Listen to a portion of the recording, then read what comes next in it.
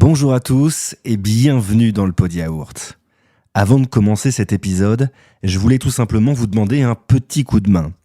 Comme vous vous en doutez, travailler sur ces épisodes prend du temps. Parfois beaucoup de temps. Alors si vous avez quelques secondes devant vous pour liker le podcast sur les plateformes, le noter avec les petites étoiles, le commenter et aussi le partager, ça serait vraiment super chouette et ça pourrait être d'une aide précieuse. Sur ce, bonne écoute.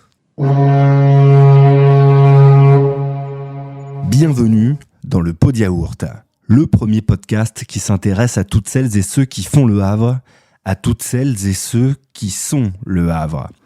Le plus souvent possible, je vais recevoir à ce micro des artistes, des sportifs, des entrepreneurs, des créateurs de contenu, des cuisiniers, des écrivains, bref, tous ceux qui font briller notre chère et tendre ville et qui nous rendent chaque jour un peu plus fiers d'être havrais. On parlera de leurs histoires et on verra en quoi le Havre a une place centrale et si particulière dans leur projet. Pour Paris, Le Havre est devenu hype. C'est une ville où on voyage, Le Havre c'est un bout du monde. Non, le Havre n'est pas maudit! Je viens du Havre, moi, je viens de Cocrioville. Faire entendre à tout le monde que Le Havre était une belle et grande ville. Le Havre. Little Bob, c'est The King. Un havre de grâce. Je vais ramener la cage au Havre. Au Havre, les gens sont tous gentils. Ici, c'est Le Havre, en Normandie. Bonjour à tous et bienvenue dans le Pod Yaourt. Mon invitée aujourd'hui aime les livres. Elle aime tellement qu'elle en a fait son métier. En 2022, alors âgée de 23 ans, elle crée sa propre maison d'édition consacrée à la BD et au roman graphique. Mais attention, le business model de cette maison d'édition est particulier puisqu'il est participatif. 3 ans après ses débuts, de nombreux auteurs havrais ont pu faire appel à elle pour éditer les ouvrages. Alors, il était tout naturel pour moi de la voir à ce micro. Mon invitée aujourd'hui est Julie Pommier, la fondatrice d'Edifice Édition. Salut Julie. Salut. Merci d'être avec moi aujourd'hui à ce micro. Je le disais, Julie, ça fait 3 ans maintenant que tu t'es lancée dans cette aventure d'Edifice Édition. Comment ça va ? Bah écoute, ça va très bien. Je suis toujours très contente de faire ce que je fais, d'avoir créé cette boîte et puis de voir que ça continue de fonctionner. Les livres, je le disais, c'est une passion, forcément, pour toi. Tu aimes particulièrement la BD, c'est ça ? Raconte-nous ton histoire d'amour avec la BD. Oui, c'est ça. Mon histoire d'amour avec la BD, je pense qu'elle commence un peu comme tout le monde quand j'étais petite. Je lisais pas mal de BD un peu plus au format franco-belge, donc moins des romans graphiques. Je lisais beaucoup Lou quand j'étais petite. Une BD qui parlera forcément aux jeunes filles de mon âge, je pense. Et puis, j'ai un peu abandonné la BD quand j'étais au lycée et au collège. Et puis, quand je suis entrée en études supérieures, j'ai redécouvert la BD puisque c'était des livres qui se lisaient assez vite. Et pendant mes études, j'étais assez accaparée par les autres lectures qui m'étaient imposées. Et donc, c'était un peu une bouffée d'air frais que je pouvais m'accorder. Et le roman graphique, c'est un genre que j'ai vraiment découvert. Je le définis un peu parce que souvent, on me demande ce que c'est. C'est ce que j'allais te demander. Parce que quand on lit tes descriptions ici ou là, on voit que tu es plus axé effectivement sur la BD et sur les romans graphiques. Donc, qu'est-ce qu'un roman graphique ? Oui, c'est ça, c'est la question de tout le monde. En fait, le roman graphique, c'est tout ce qui est en dehors du format classique franco-belge. Le format classique, c'est Tintin, par exemple, Boule et Bill. C'est des formats qui sont souvent en A4 et qui ont 46 planches. C'est très formaté, en fait. Okay. Et le roman graphique, c'est quelque chose qui est un peu moins facile à définir puisque c'est tout ce qui va englober ce qui n'est pas du franco-belge, en tout cas à mon sens, parce qu'il y a plein de définitions différentes. Et est-ce que tu peux nous donner des exemples ? Oui, bien sûr. Moi, un de mes auteurs favoris en roman graphique, c'est Timothée Le Boucher, qui a écrit et réalisé notamment Ces jours qui disparaissent. Ça a été un peu mon coup de foudre avec le roman graphique, cet ouvrage-là. Et en fait, dans le roman graphique, ce que je trouve vraiment chouette, c'est qu'on apporte un peu plus d'importance au dessin et à l'illustration. L'illustration, elle peut dire des choses, la narration passe aussi par l'illustration, et c'est ça qui me plaît le plus. C'est vraiment le dessin qui définit la différence du roman graphique et de la BD ? Oui, c'est ça. Et puis en fait, on s'affranchit aussi de plein de codes. On peut faire des planches avec une seule case ou pas de case du tout. C'est moins formaté. C'est ça. Qu'est-ce qui te plaît, toi, dans cet univers de la BD, des romans graphiques ? Comment ça te prend ? Moi, ça me prend surtout du côté éditorial. En fait, j'adore la création graphique autour d'une BD. Ce que je préfère, c'est la mise en page. Mon côté, vraiment, mon côté préféré de mon métier, c'est ça. C'est le moment où la BD prend vie parce qu'on a réceptionné toutes les illustrations et que là, on met en page, on cale toutes les planches, on cale aussi le texte et que voilà, la BD commence à ressembler vraiment à un livre. C'est ça mon côté préféré. Avant de travailler vraiment dans cet univers-là, est-ce que la mise en page aussi, quand tu lisais des BD, c'était quelque chose qui était important pour toi ? Oui, carrément. Je me souviens rester quelques minutes sur une planche dans Psycho-Investigateur, qui est une BD qui est sortie aux éditions Petit à Petit, avec des planches complètement détruites, les cases qui partent dans tous les sens, parce que ça va avec l'histoire, en fait. Et la construction de la planche raconte des choses. Et ça, je trouve ça merveilleux. On l'a compris, donc tu es grande amatrice de BD et de romans graphiques. Comment on passe d'amateur de BD à créer sa maison d'édition ? Quel a été pour toi le déclic ? Le déclic, je crois qu'il y en a eu plusieurs. Le premier, ça a été quand j'ai commencé les études d'édition, où je rêvais de grandes structures, j'avais envie d'aller travailler dans des grandes maisons. Et ça a toujours été ton truc ? Ouais. En fait, j'ai découvert l'édition quand j'ai commencé mes études supérieures. Avant. Qu'est-ce que tu as fait derrière ?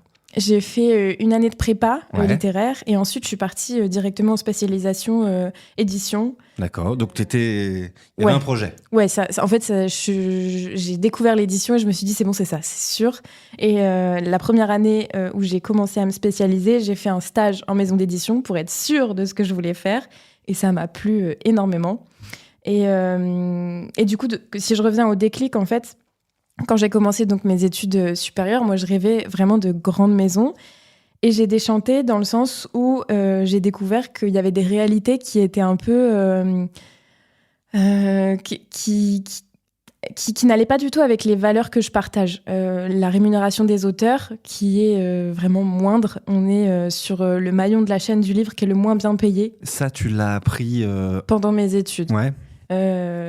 J'avais une prof qui était merveilleuse, qui travaillait aussi dans le secteur de l'édition et qui était directrice de collection et qui à côté de ça était autrice aussi. Donc elle avait les deux aspects du métier et enfin du domaine. Et donc elle nous avait dit en fait que la réalité c'est que les auteurs sont payés 8% du prix du livre en droit d'auteur. Donc là, le message que tu veux nous faire passer, pour être blindé, il faut clairement pas être auteur, quoi. Ah ouais, non, pas du tout. D'accord. Vraiment pas, à part Guillaume Musso qui doit bien s'en sortir. Ouais. Franchement, les auteurs, c'est compliqué, hein.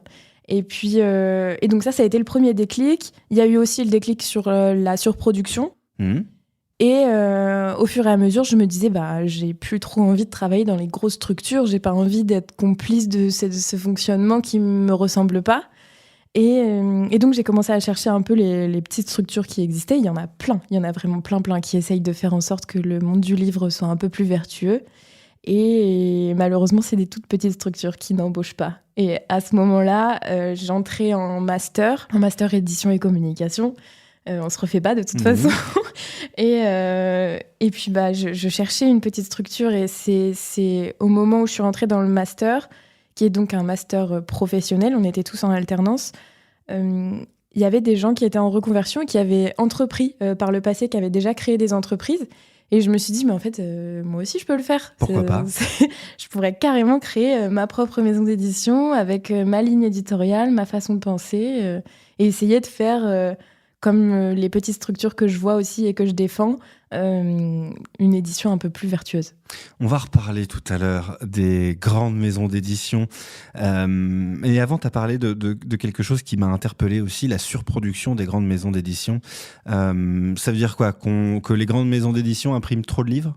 Ah oui, carrément. Oui. Et malheureusement, c'est un peu... je parlais d'un cercle vertueux, mais là, pour le coup, c'est vraiment un cercle vicieux. Les grosses structures sont en quelque sorte un peu obligées de surproduire si elles veulent que leurs livres soient bien achalandés dans les librairies et donc qu'elles attirent l'œil. Et puis en fait, c'est la façon dont on surconsomme aujourd'hui qui fait qu'on est obligé de surproduire. C'est pour ça que c'est un cercle vicieux. Mais je pense quand même, et je suis persuadée au fond de moi, qu'on peut tendre vers une autre façon de consommer, d'où l'idée du participatif. Et est-ce que les maisons d'édition jettent beaucoup de livres ? Oui, elles les jettent et elles les détruisent en fait. D'accord. On appelle ça le pilon, la mise au pilon. Quand on surproduit et que les livres sont pas vendus, les librairies renvoient les livres aux maisons d'édition et les maisons d'édition les pilonnent. Donc on détruit des livres tous les jours. Et pas de pilon chez Édifice ? Ah non, jamais. Zéro pilon. Zéro pilon. Allez, pourquoi pas. Je le disais en intro, ta maison d'édition est participative. Qu'est-ce que ça veut dire, Julie, une maison d'édition participative ? Alors, c'est une maison d'édition qui se base déjà sur le principe du financement participatif. Donc, si on connaît un peu les plateformes comme Ulule, KissKissBankBank, tout ça, ça fonctionne sur le même principe, juste que nous, c'est directement sur le site d'Édifice, pour éviter d'être un peu perdu parmi toutes ces campagnes de financement. Donc, on lance des campagnes on lance des campagnes de financement par projet BD, pour éviter donc cette surproduction et pour pouvoir mieux rémunérer les auteurs, avec un objectif à chaque fois de 250 précommandes. Tu commences pas tant que tu n'as pas 250 précommandes. Non, c'est ça. Il y a plusieurs paliers. Il y a un palier à 60%, donc c'est à peu près 150-200 exemplaires, où là, on est sûr d'imprimer, mais on n'imprime vraiment que le nombre de précommandes.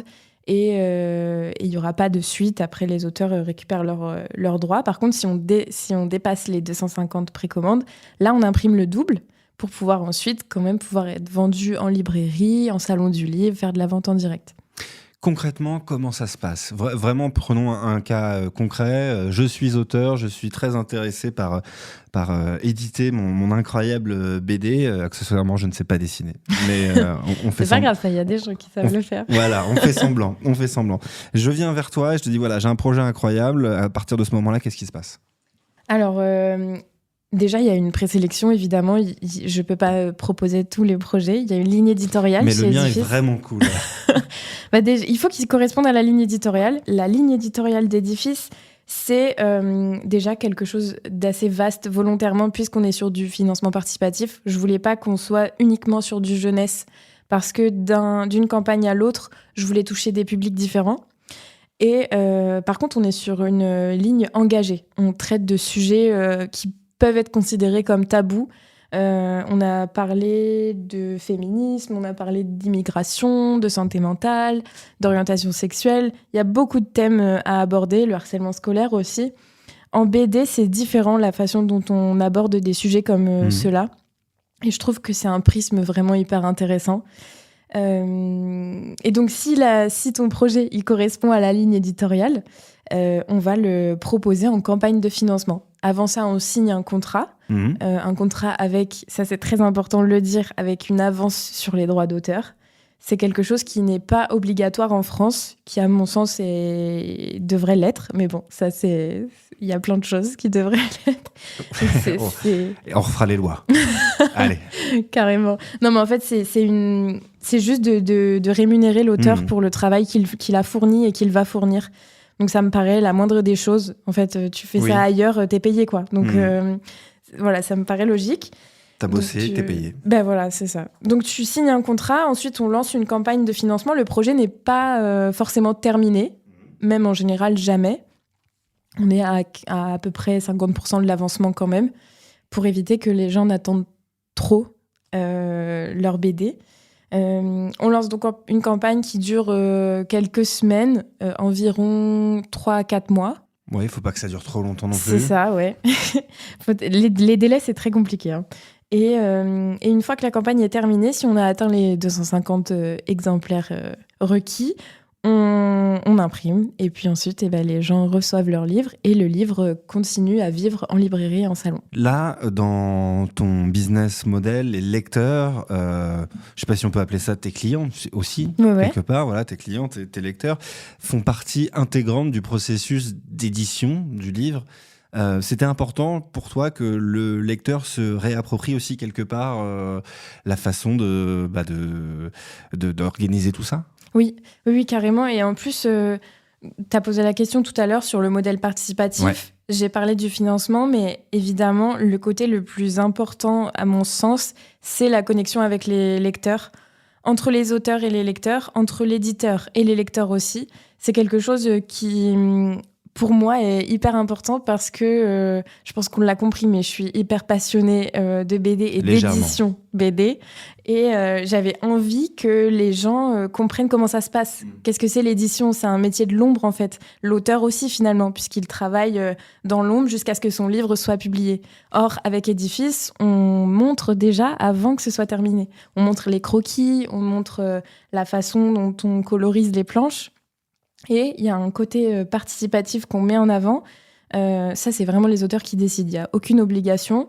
S'ils ont envie de faire participer les lecteurs, ils peuvent via des votes qui permettent de choisir des choses, des éléments graphiques de la BD. Ça peut être la tenue d'un personnage dans une des D'accord. scènes de la BD. Ça peut être un prénom. Dans celui-ci, dans Seules les algues savent, on a fait voter la décoration d'une pièce. Enfin, il y a énormément de choses, même le visuel d'un bateau. Enfin, Et c'est quelque chose qui plaît aux auteurs aussi de se soumettre à leurs lecteurs? ça dépend vraiment des auteurs. Il y en a qui refusent, qui sont pas hyper à l'aise. C'est aussi en fonction des sujets qu'on aborde. Pour la santé mentale, c'était un témoignage d'une personne qui a été hospitalisée en clinique psychiatrique. Elle n'était pas très à l'aise qu'on choisisse sa tenue ou qu'on... Ok. Voilà, parce que c'est son histoire. Après, Après, tu fais pas voter non plus des choses clés de la BD. Non, Tu disais on la touche tenue, jamais au scénario, ouais. voilà, l'organisation d'une pièce. Voilà. Et donc, les auteurs sont parfois réceptifs à ce genre de... Ah mais complètement, de en choses. fait je donne le contre-exemple, mais en général c'est plutôt hyper bien reçu parce que ça permet de casser un peu l'isolement des auteurs. Ils ont des retours immédiats de leurs lecteurs et ça c'est quelque chose qu'on n'a pas du tout habituellement. Et donc dans celui dont je parlais, Seules les algues savent, on a fait voter plein de choses et à chaque fois l'illustratrice avait des retours sur ce qu'elle était en train de créer, donc c'était vraiment un échange perpétuel. On va reparler un petit peu des maisons d'édition, du monde de l'édition avec toi, Julie. On sait que c'est un monde hyper concurrentiel. C'est difficile souvent, tu le disais aussi pour les auteurs d'en vivre. Quel est ton, sans forcément rentrer dans les détails, mais quel est ton regard depuis que tu travailles un peu là-dedans sur le monde global de l'édition ? Sur l'édition, moi j'ai un regard très très positif sur l'édition indépendante. Depuis que j'ai créé Édifice, je suis dans une association des éditeurs indépendants normands qui s'appelle La Fabrique aux Livres, où en fait je rencontre des éditeurs qui pensent comme moi et qui n'ont pas forcément le même business model, mais par contre qui ne pilonnent pas, qui payent leurs auteurs et qui ne surproduisent pas. Enfin, il y a vraiment un décalage entre l'édition indépendante et les gros éditeurs qui prennent le plus de place en librairie, malheureusement. Et donc voilà, c'est un côté vraiment très positif sur l'édition indépendante. De l'autre côté, j'ai pas non plus que des a priori et que des avis négatifs sur les grosses maisons, puisque c'est aussi elles qui font en sorte que les livres soient un peu plus abordables, parce qu'elles impriment... massivement. Voilà, elles impriment massivement, ce qui fait réduire les coûts. C'est elles aussi qui permettent à des auteurs totalement inconnus de rencontrer un public énorme d'un coup. Mais à côté de ça, il y a plein de choses qui ne vont pas et malheureusement, le négatif l'emporte un peu sur le positif. Toi, avec ta maison d'édition Édifice, comment tu arrives justement à trouver l'équilibre entre tes exigences, celles dont tu as parlé, ce cercle vertueux dont tu parles, et en même temps tes contraintes économiques ? C'est difficile. C'est difficile, mais je crois que mes convictions sont vraiment très fortes et que jusqu'à aujourd'hui, ça a fonctionné. Édifice rencontre toujours son public quand on lance une campagne. Donc, pour l'instant, la demande est au rendez-vous et les lecteurs sont hyper réceptifs. Donc j'en tire beaucoup de motivation, en fait. Et les lecteurs sont réceptifs par rapport à ton idée de la maison d'édition et aussi aux ouvrages que tu proposes. C'est un peu l'idée globale. Ouais, c'est ça. Et puis ça dépend aussi des lecteurs. Il y en a qui sont là pour surtout soutenir un auteur qu'ils ont croisé ou oui, un ouvrage qui les attire. Il y en a d'autres, par contre, c'est vraiment de l'engagement. Il y a des gens qui commandent toutes les campagnes, tous les projets d'édifices. Et pour le coup... T'as créé une communauté. Ouais, carrément. Bah non, mais c'est... une petite, mais... quand vous êtes elle deux, c'est une existe communauté. quand même. Voilà. Non, mais oui, carrément. En fait, je m'en rends pas tous les jours compte, mais effectivement, il y a des gens qui... Que tu ne connais pas et qui te soutiennent. Oui. Oui, pas que papa et maman. Oui, c'est déjà pas mal. C'est difficile pour toi, pour toutes les maisons d'édition indépendantes, justement, d'exister sur la scène par rapport au mastodonte dont on parlait? Oui, c'est difficile, surtout en librairie, parce que y a un acteur qui existe dans le monde de l'édition, ce sont les diffuseurs, et c'est eux qui vont aller... du coup, diffuser. D'accord. Leur job, c'est d'aller en librairie pour proposer... Ils représentent des maisons d'édition. Okay. C'est des commerciaux, peut-être? Oui, en gros, c'est ça. Okay. Et donc ça, c'est un métier qui est hyper important dans le secteur de l'édition, mais qui a un coût énorme. Et les petites structures, elles ont quasiment pas les moyens, enfin, aucune... S'il y en a peut-être quelques-unes quand même, je dis un peu des bêtises là, mais... Il y en a peu qui arrivent à pouvoir se payer un diffuseur. Et en fait, quand on contracte avec un diffuseur, on a des obligations après de tirage. Ah oui, ok. Et de deadline. Donc toi, c'est deux choses qui me posent énormément de problèmes. Ouais. Et donc, ouais, exister dans la scène éditoriale aujourd'hui, c'est surtout difficile en librairie. Parce qu'à la limite, en salon, tout le monde a sa place. Les organisateurs de manifestations littéraires, alors les plus petites, ils n'ont pas de souci à mettre en avant les éditeurs indépendants. Après, les plus grosses, c'est un peu plus compliqué. Je pense à Angoulême, où ils mettent en avant l'édition indépendante, mais ça coûte très cher d'y aller. Donc, Angoulême, célèbre festival de BD, bien évidemment. Festival international de la bande dessinée, oui. Ce serait génial d'y aller. Mais effectivement, c'est un investissement. Donc, en fait, le plus compliqué, c'est de réussir à avoir les fonds d'être présent, en fait. Déjà, tu as déjà fait des salons? Oui, j'en fais très régulièrement. Ça se passe toujours très, très bien. Encore une fois, les lecteurs sont réceptifs, ils comprennent et ils sont clients, en fait. Donc, c'est très chouette. Et après, en librairie,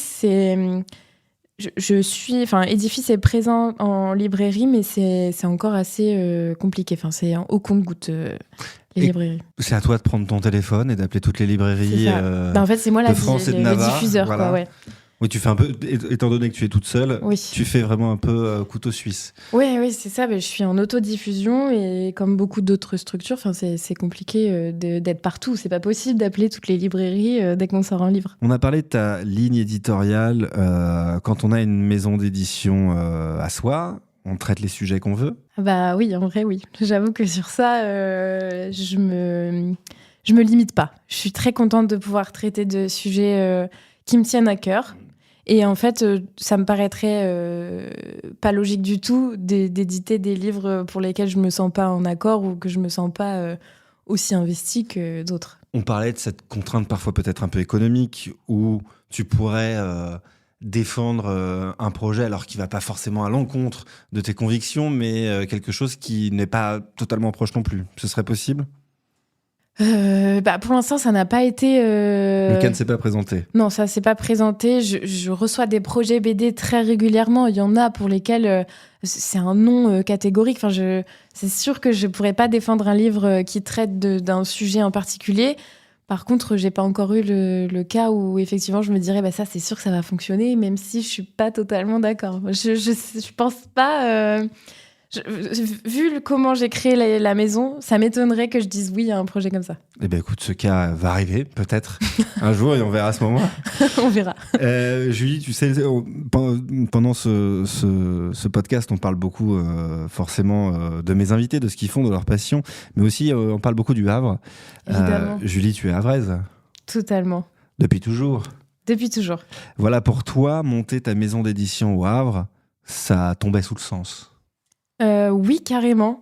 En fait, je me suis même pas posé la question. Donc oui, ça tombait sous le sens. Tu parlais de ta passion pour la BD, pour les romans graphiques. J'ai vu quelques-uns de tes ouvrages. Certains se passent même au Havre. Tu crois que le Havre est une ville propice au décor de BD ? Ah oui, carrément. Déjà, juste quand on parle d'architecture, les illustrateurs sont ravis de pouvoir dessiner des plans comme la ville du Havre. Enfin, tout est inspirant au niveau architectural. Alors évidemment, ça dépend des styles, mais on peut complètement tourner la ville dans un sens. Enfin, il y a beaucoup de choses qui peuvent s'en dégager. Il y a une atmosphère, le côté ville et littoral, c'est quelque chose qui est assez rare. Donc je sais que ça inspire beaucoup. Et d'ailleurs, pour la petite anecdote, les auteurs de Seuls les algues savent sont également architectes. Donc évidemment, la ville du Havre les a suivis déjà pendant leurs études, puisque souvent en école d'architecture, on parle de la ville du Havre. Et puis après, en fait, ça se ressent aussi dans leurs illustrations. Et au Havre, en termes d'auteurs, il y a des talents ? Oui, carrément. Parle-nous de ces talents. Instinctivement, je pense à Jérôme, avec qui on a fait déjà un projet et même un deuxième. On a fait Pulp Fiction, qui est sorti aux éditions Édifice. Malheureusement, il est en rupture de stock, mais... Alors, c'est bon signe, ça. Oui, c'est bon signe. Il devrait être republié en fin d'année. Et ça, c'est encore meilleur signe, republié. Ouais, carrément. Incroyable. Oui. Il faudrait être au rendez-vous parce que... ça va partir vite. Ouais. Et donc, Jérôme, c'est un BDiste havrais qui s'inspire en décor uniquement de la ville du Havre. Ces BD, elles se passent toutes au Havre, que ce soit dans notre époque contemporaine ou dans une époque lointaine, plutôt dans le passé. Mais il parlera aussi du futur. Enfin, c'est sûr qu'il explorera un peu toutes les époques. Et Jérôme, il s'inspire donc de la ville du Havre et de ses amis pour faire des BD assez humoristiques, avec toujours un côté policier. Et donc, il a été aussi pris pour faire une partie de la BD Retour en Normandie, avec le théâtre du Normandie. Ouais. Avec Jessie Spaidja, qui est d'ailleurs déjà passé derrière ce micro, qu'on embrasse bien évidemment, et qui ouvre son magnifique théâtre à la fin de l'année. On a forcément hâte d'y aller. Tu le disais, le Havre est potentiellement un décor de bande dessinée. Toi, quel est ton coin préféré, celui que tu aimerais voir ou que tu as déjà vu dans une BD ? Mon coin préféré ? Celui le plus, je sais pas comment on pourrait dire ça, mais le plus propice à un décor de bande dessinée pour toi. Pour moi, alors je sais pas si c'est parce qu'on est juste à côté là, mais le Square Saint-Roch, je trouve que c'est une petite bulle verte au milieu de la ville. Ouais. Et je trouve que ça aurait vraiment sa place. C'est drôle parce que tu penses en termes de planche là, tu vois, la petite bulle verte au milieu de... Carrément, ouais. Et puis en plus, c'est un projet que j'ai déjà vu... dans les cartons d'un artiste havrais qui s'appelle Arthur Goss, qui a fait notamment la Lune au Square Saint-Roch.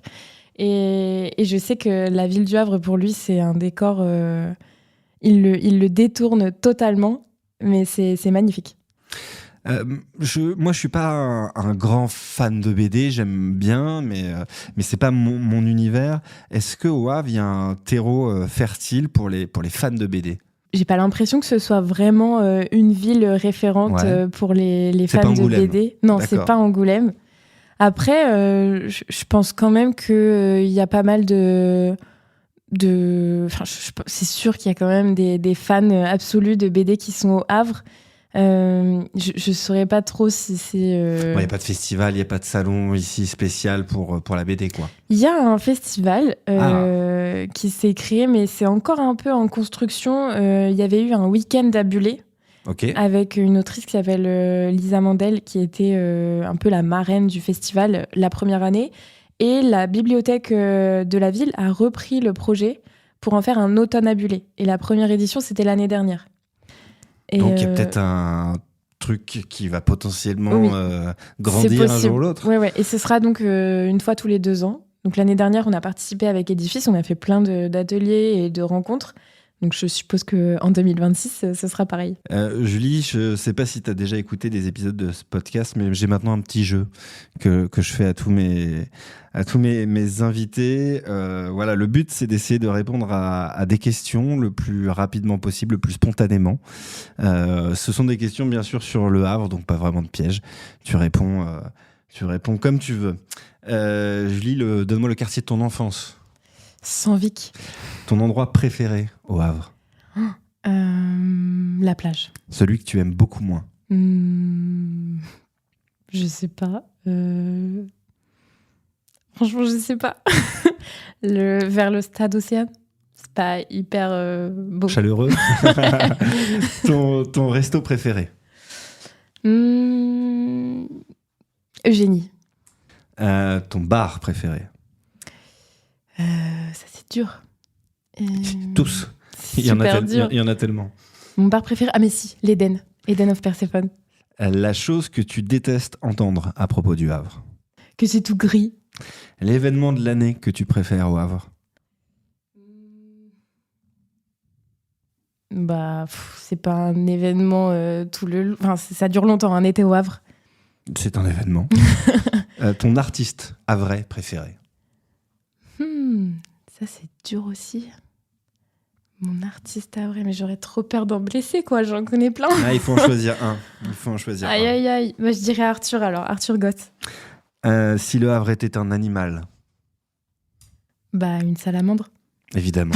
Je pense que je suis pas la seule à répondre ça. Non, mais je crois que je vais la virer, cette question, parce que tout le monde me répond la même chose et ça tombe sous le sens, donc c'est plus très drôle. Si le Havre était une musique, une chanson. Et si le Havre était un film, c'est pareil. Ça, c'est dur. C'est horrible parce que instinctivement, j'ai pensé à Disco juste parce que ça a été tourné ici, mais c'est horrible. Ouais, mais ça peut. C'est vrai que c'est pas ouf, mais. C'est pas la meilleure réponse. Non, mais ça, effectivement, ça a été tourné ici. Il y a quand même de la belle photo, on va dire. Il y a des beaux endroits. Allez, vas-y, on te l'accorde. Disco. Merci. Voilà, la fin de ce petit jeu. On va revenir bien évidemment à ce que tu fais, à Edifice. On le disait, ça fait 3 ans que tu travailles maintenant sur cette maison d'édition. 3 ans, quel est ton bilan aujourd'hui ? Quel regard tu as sur ces 3 années-là qui viennent de passer ? C'est bien parce que j'ai fait mon bilan comptable il y a genre 2 semaines. Très bien. Allez, on parle chiffres. La thune. La thune, milieu culturel, c'est pas... Ça marche pas. Ok. C'est pas ce que je recherchais à la base. Donc je suis pas surprise. Enfin, je m'y attendais, quoi. Ouais. Par contre, niveau bilan plus humain et surtout entrepreneurial, j'en tire que du positif. Évidemment, des fois, il y a des moments un peu plus compliqués où je me dis c'est trop dur. Je suis toute seule en plus, donc quand je doute, je suis toute seule à essayer de me remotiver. Personne pour essayer de te rattraper. En vrai, il y a quand même mon copain qui m'aide beaucoup à me remotiver, mais quand je doute et quand je dois faire des choses vraiment pour la maison, je suis toute seule. Donc évidemment, il y a des moments compliqués, mais à chaque fois quand je regarde ces livres, et puis en fait, c'est un peu un aimant pour moi, c'est des soutiens de les voir, notamment quand je suis en interview comme ça. Parce que c'est exactement ce pourquoi je fais ce métier.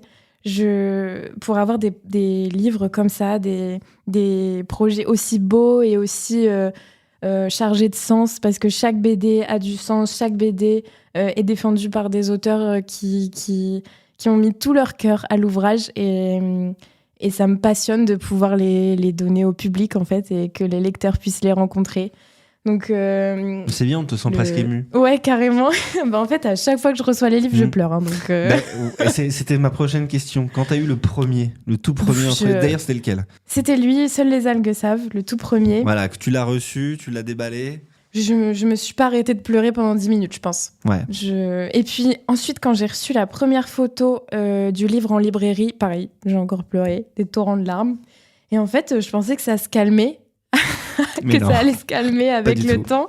Mais au final, celui-ci, Corrupta Fungus, on l'a reçu en avril 2025, donc ça fait pas très longtemps.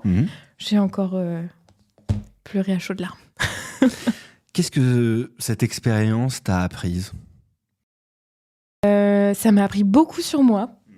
Pourtant, je suis pas trop quelqu'un qui se questionne soi-même. Enfin, je fais pas trop d'introspection, tout ça, mais c'est surtout en prenant du recul où je me suis rendu compte, par exemple, que je suis plus du tout timide. Avant, j'étais hyper timide. Je n'osais pas parler aux gens. Et maintenant, en fait, déjà, je suis obligée. Oui. Je suis obligée de parler de mon projet. Oui, avec moi, c'est mieux parce que si tu dis rien, ça va être compliqué. Ouais. Ah oui, carrément. Et en fait, je suis plus du tout timide. Je suis même plutôt avenante avec les gens, alors qu'avant, je l'étais pas. Enfin, tu vois, quand tu es en salon et que tu dois vendre tes livres, évidemment que tu es obligé d'aller vers les gens. Ils vont pas venir tout seuls. Donc, sur ça, ça m'a appris à me débrouiller toute seule. Ça m'a appris à gérer de la compta, même si j'aurais aimé ne pas avoir à le faire. Mon Dieu. C'est horrible. Que je te comprends. Heureusement, j'ai un comptable très sympa. On l'embrasse. On l'embrasse, voilà. Franck, si tu entends ça. Et puis, qu'est-ce que ça m'a appris d'autre aussi ? Je sais pas. La patience aussi. Ok, Parce t'étais que pas patiente. Créer un livre, ça prend beaucoup de temps. Et donc, il faut être patient. Je vais pas te faire l'offense de te demander de me dire quel est ton livre préféré. Impossible. Voilà.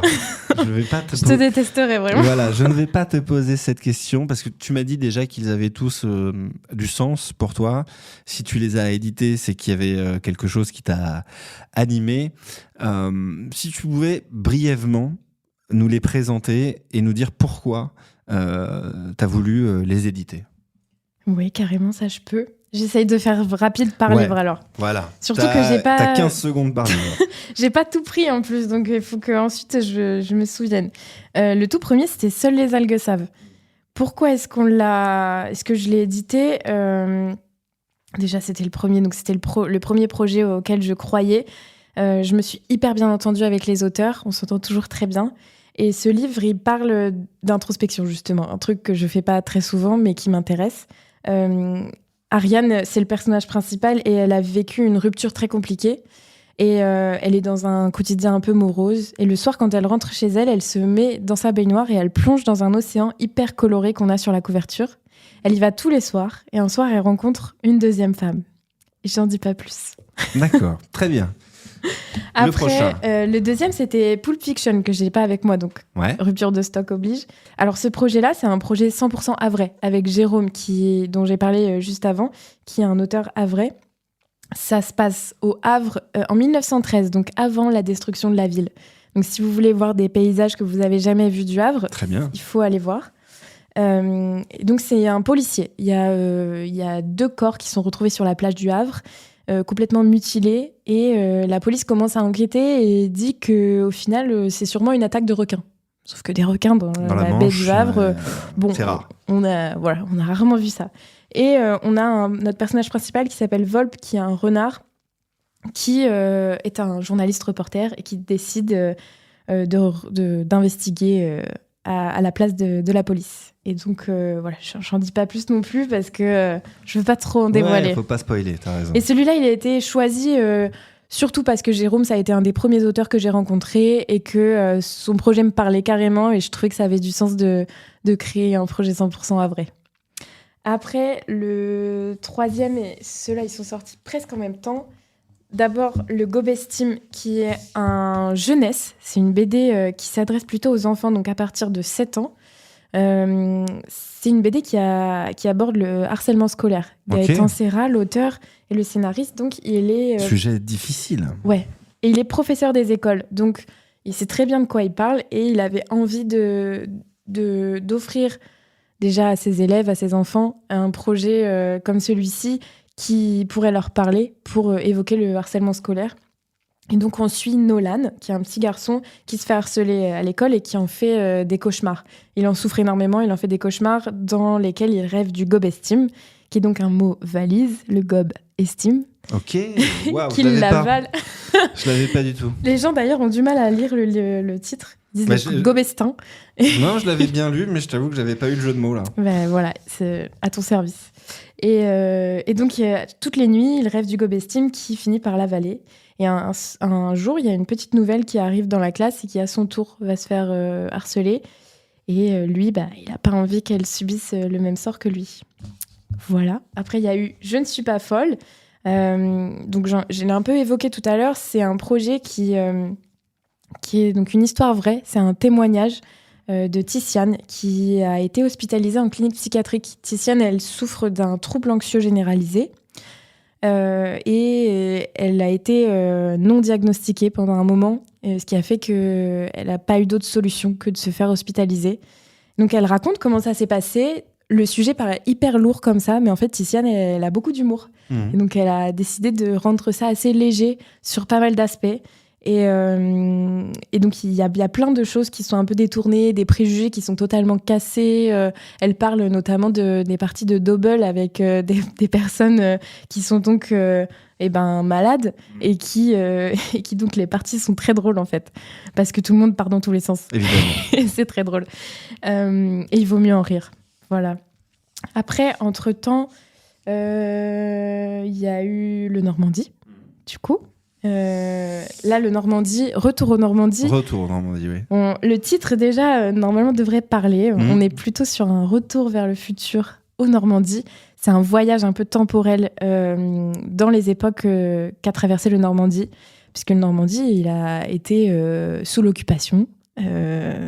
Et je crois que ça démarre là, en plus.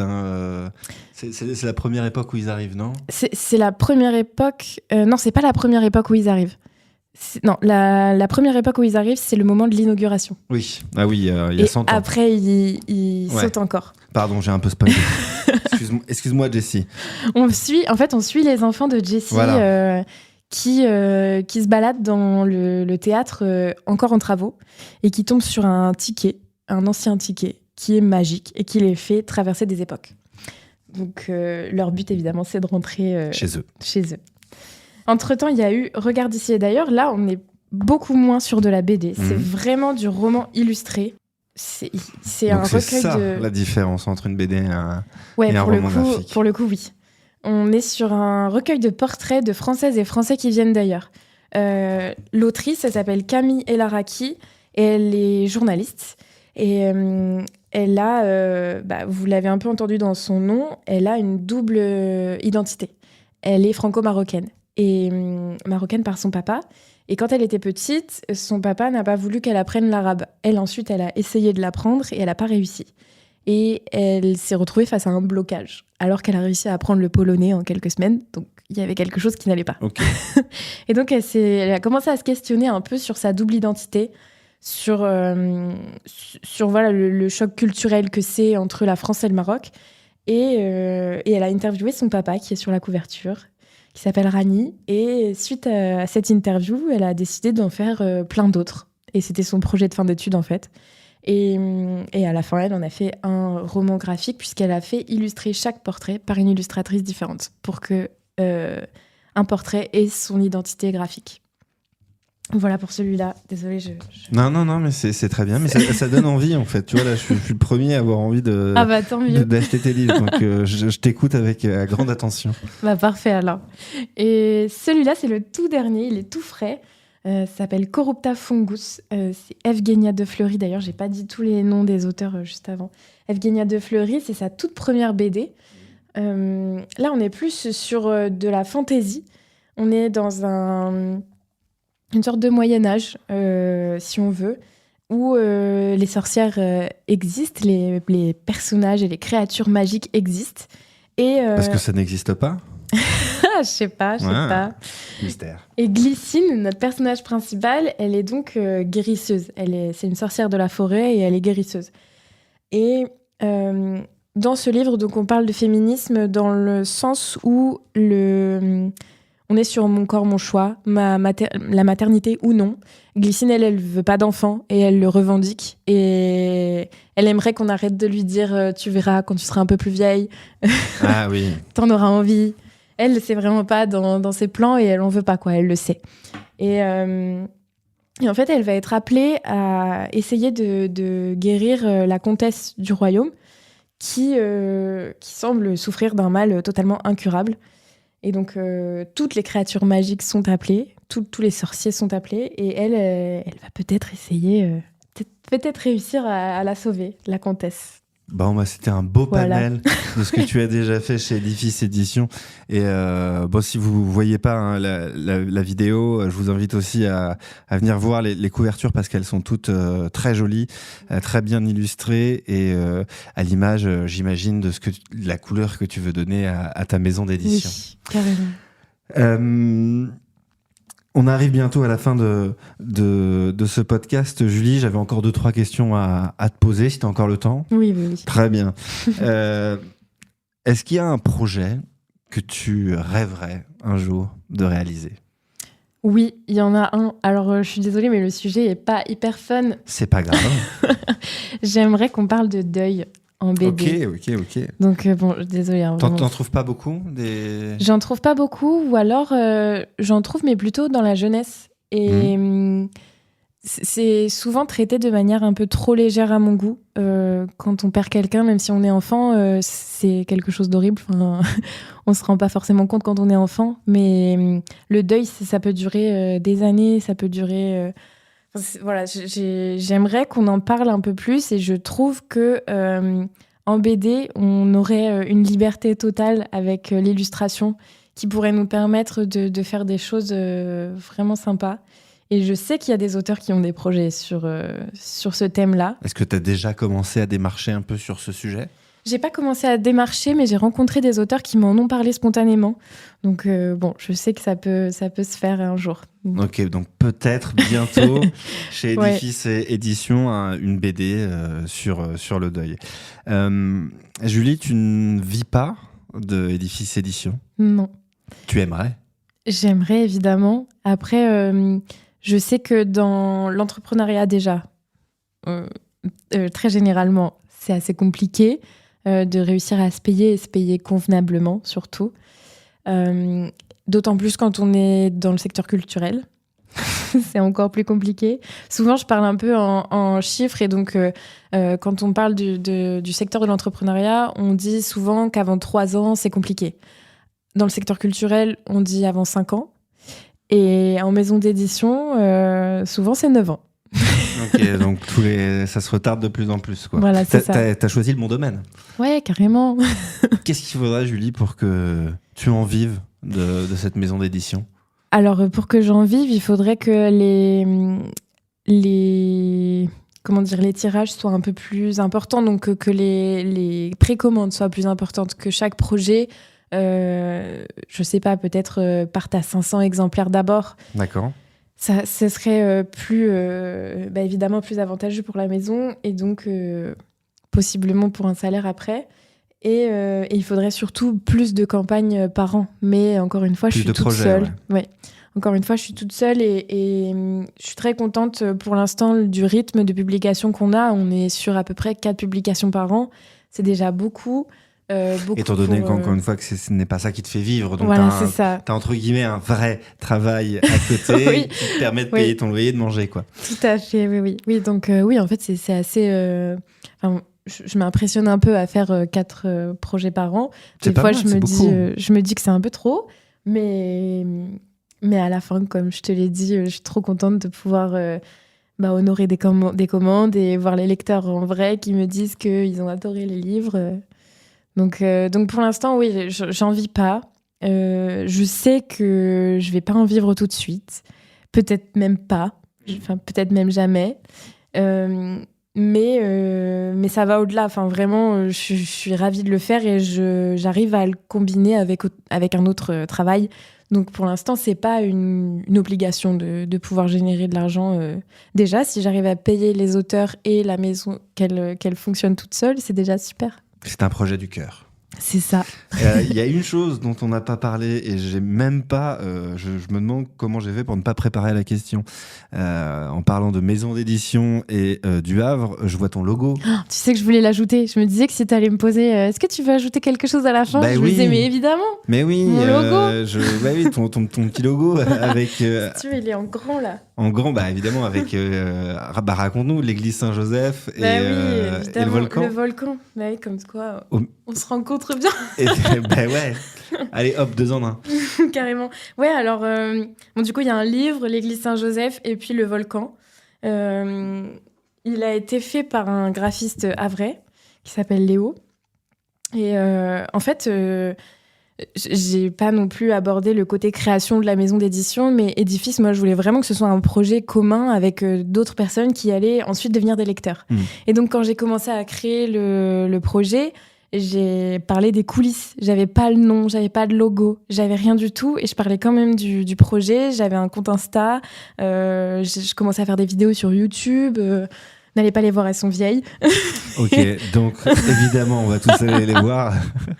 Mais en tout cas, j'ai expliqué comment est-ce que je débutais les démarches pour créer une maison d'édition, puisque j'avais pas du tout trouvé ce genre de vidéo ou ce genre de compte sur les réseaux. Et j'ai demandé donc à cette petite communauté qui, à l'époque, devait faire, je sais pas, entre 300 et 400 abonnés, de choisir un nom. Donc, ils ont proposé des idées. Édifice a été l'une d'entre elles, qui a été votée à l'unanimité. Et ensuite, pour le logo, j'ai fait appel à 3 graphistes différents, dont Léo. Et on a eu 3 propositions de logo. Et ensuite, ça a été un vote. Donc, il y avait déjà ce côté participatif dès le début. C'était vraiment dans l'ADN. Le côté participatif, évidemment, les livres. Et Le Havre, oui, qui est au centre, clairement, de ce logo, puisque l'église Saint-Joseph et le volcan sont... Dans les briefs des graphistes, puisqu'ils ont eu tous le même, il y avait vraiment l'identité havraise que je voulais retrouver. Je sais pas pourquoi j'avais envie de... Je pense que c'est juste parce que je suis hyper chauvine, mais comme tous les Havrais. Mais je pensais pas avoir l'église Saint-Joseph sur le logo. Enfin, c'est beaucoup, quoi. Mais finalement, je le trouve magnifique et je m'en lasse pas du tout, quoi. Julie, on arrive à la fin de cet épisode.